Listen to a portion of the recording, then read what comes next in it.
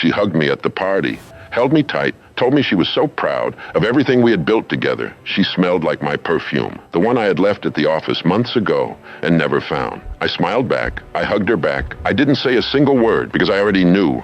I'd known for 11 days. I had the screenshots. I had the emails. I had the hotel receipts with his corporate card, the card I helped him apply for, with the business I helped him build. For my salon in Bayern. She was 26 years old. She had worked for us for 14 months, and my husband of 9 years looked at her like she was the reason the sun came up. But here is what neither of them knew that night. I was not just the wife, standing quietly in the corner with a champagne glass. I was the one who had already designed the exit. Stay with me, because what happened next, they never saw coming. Let me take you back. Back to before any of this. Back to when it was just the two of us, and a dream that barely had a name yet. His name is Marcus, and when I met him, he had nothing.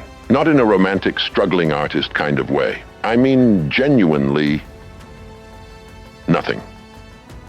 A studio apartment with a mattress on the floor, a laptop with a cracked screen, and an idea. One idea that he talked about every single night like it was already real.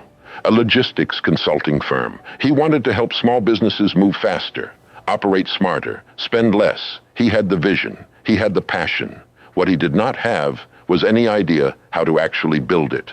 That is where I came in. My name is Diane, and at 31 years old, I was a senior operations manager at one of the top firms in the city. I knew systems, I knew processes, I knew exactly how businesses scaled and exactly where they broke. We met at a conference. He walked up to me with that cracked laptop and a pitch that was equal parts brilliant and completely unprepared. I told him everything that was wrong with it. He asked me to dinner to keep talking. 6 months later, we were married.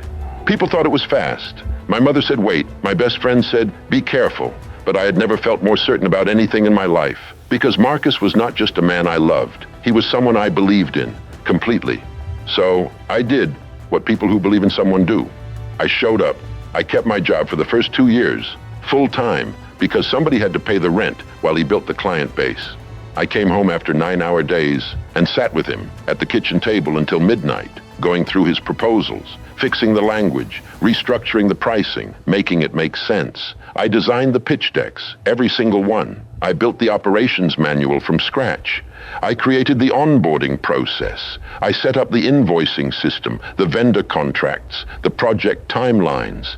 I wrote the content for the website. I handled the first 3 client calls when Marcus had a panic attack the morning they were scheduled. I did all of this. And I never once asked for credit because it was ours. That is what I told myself. Everything we were building was ours. By year 3, the company had 11 employees and a 7-figure revenue. Marcus was getting invited to speak at events. Industry blogs were writing about him. A local magazine put him on their cover. The headline read, "Self-made entrepreneur changes the game." I framed it and hung it in the office. I was so proud of him. Her name was Kayla. She joined the team in the spring. 26, sharp, ambitious, great with clients. She had this energy that filled up a room, and Marcus noticed it immediately. I noticed that he noticed, but I told myself I was being paranoid. Kayla was an employee. Marcus was my husband. We had built something real together. I trusted him. That was my first mistake. It started small, the way it always does. He started staying later at the office. Not every night, just more often. He said they were working on a new proposal for a major client. He said Kayla had strong ideas, and he wanted to develop them properly. He said I should not wait up. I believed him. Then came the conference in Denver. Marcus said it was a 2-day industry event. He had attended 3 of them before. I did not think twice. I packed his bag. I ironed his shirts. I drove him to the airport. What I did not know was that Kayla's calendar was also blocked those same 2 days. I found out by accident. I was covering for our office manager who was out sick. I pulled up the shared team calendar to reschedule a client meeting, and there it was, Kayla, out of office, Denver, same dates. I sat there staring at the screen for a long time. I told myself it was a coincidence. Maybe the company sent multiple people. Maybe I was reading into it. I called Marcus that evening. He sounded normal, happy even. He said the sessions were good. He said he would tell me all about it when he got home. He never mentioned Kayla, not once. When he came back, I watched him closely. The way he put his phone face down on the counter, the way he angled the screen away when he was texting, the way he laughed a little too casually when I mentioned her name in conversation. Red flags, every single one. But I still did not want to believe it. Then one Tuesday night, he fell asleep on the couch. His phone was on the coffee table, and it lit up. I should not have looked. I looked. The preview showed 4 words before the screen went dark. 4 words. Miss you already, baby. I picked up that phone with my hands shaking, and I read everything. 3 months of messages, hotel check-ins, inside jokes, photos I will never be able to unsee, and a conversation from 2 weeks before where Marcus told Kayla he had never felt this way about anyone. Anyone. 9 years. 9 years of building something together. 9 years of sacrificing and showing up and believing in him when nobody else did. And he had never felt this way about anyone. I put the phone back exactly where it was. I went upstairs. I sat on the edge of our bed in the dark, and I did not cry. I made a decision. They thought I was just the wife. They had no idea what the wife had already set in motion. I did not confront him that night, or the next morning, or the week after that. I know that sounds strange. Every instinct I had was screaming at me to walk downstairs and blow the whole thing up, but something stopped me. Something calm and cold and very, very clear. If I exploded now, I walked away with nothing. See, here is what Marcus had conveniently forgotten in the middle of his romantic new chapter. My name was on everything. Not publicly, not on the magazine covers or the speaking invitations, but legally, structurally, operationally. I was embedded in the foundation of that company so deeply that without me, the whole thing would start to crack within 60 days. I had built it that way without even realizing it, because I was always the one who actually ran things. So I got quiet, and I got smart. The first thing I did was call an attorney, not a divorce attorney, a business attorney.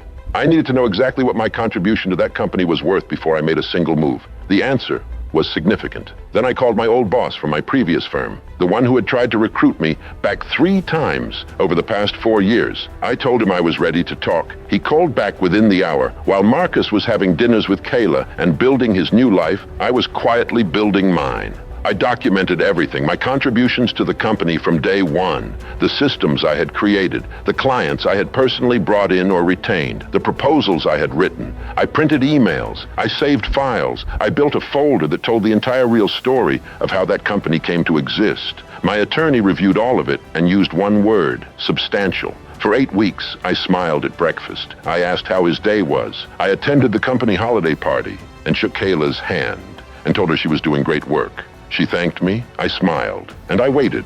I filed on a Wednesday morning. Not for divorce, not yet. That came later.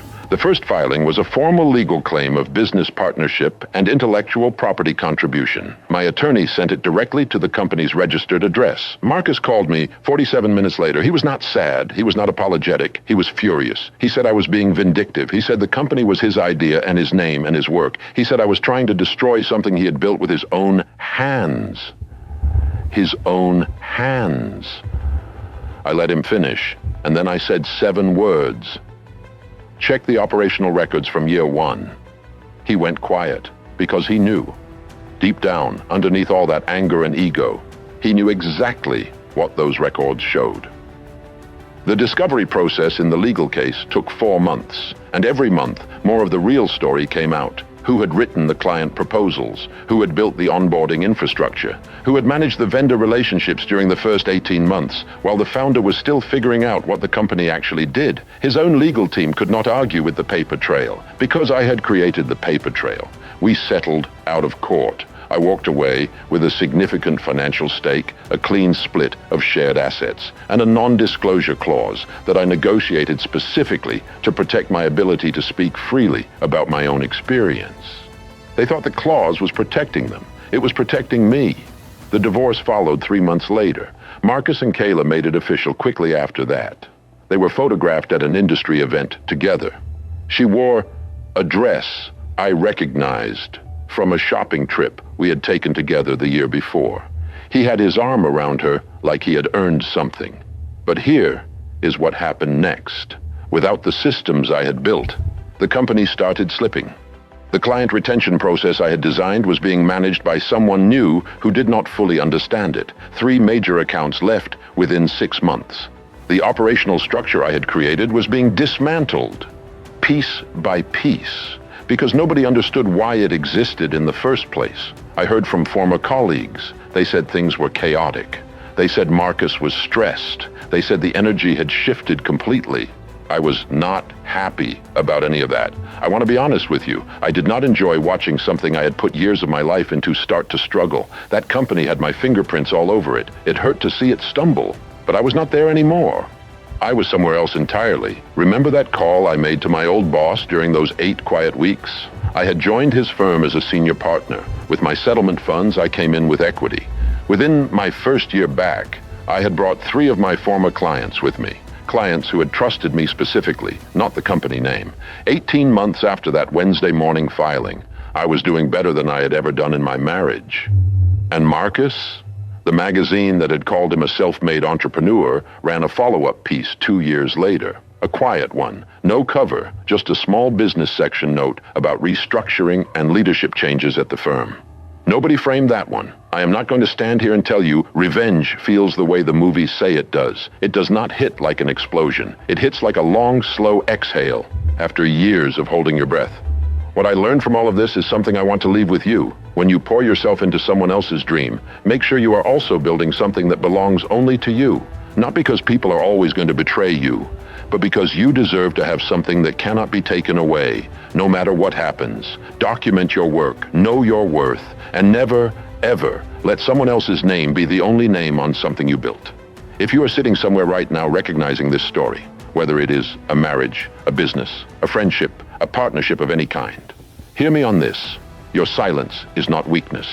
Your patience is not defeat. Sometimes the most powerful thing you can do is wait until you are holding every card before you lay them on the table. They underestimated the wife. They always underestimate the quiet one. Every betrayal has a price, and the verdict is always served.